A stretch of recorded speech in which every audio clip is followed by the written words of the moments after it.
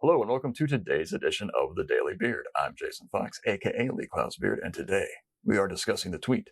The puzzling failure of what was thought to be great work is no reason for retreating to the easily understood shortcomings of the mediocre. It happens. Great work, what we consider to be great work, once we put it out in the marketplace, doesn't always produce the results we expected. Does that make the work less great?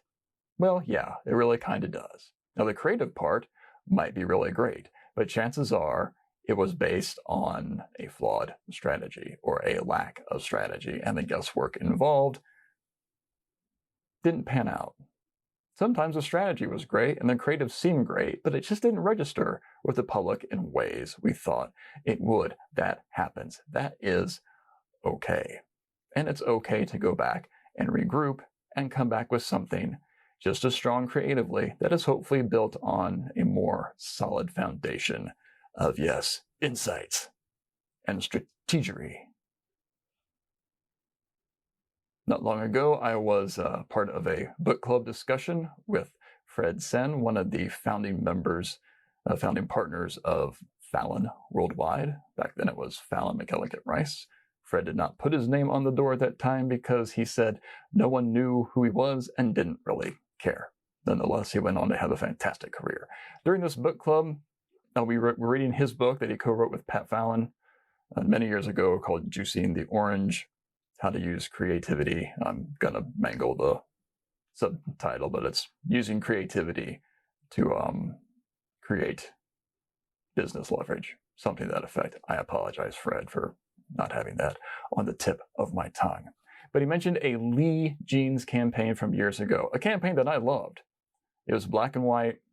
There was one on a ferry where a young guy chases down a lady. They're both wearing Lee Jeans, of course.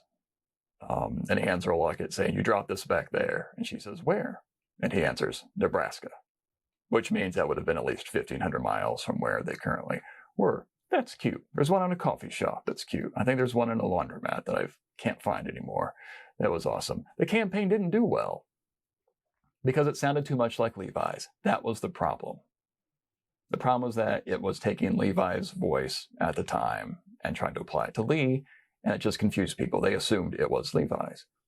So fortunately, the client let them go back and do something else and figure out something else about the brand that they could rest upon. And that is when they came out with the Buddy Lee Man of Action campaign, which is one of my favorite campaigns of all time. It's funny how many campaigns that are my favorites came from Fallon.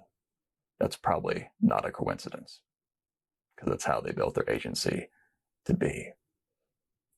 Buddy Lee worked.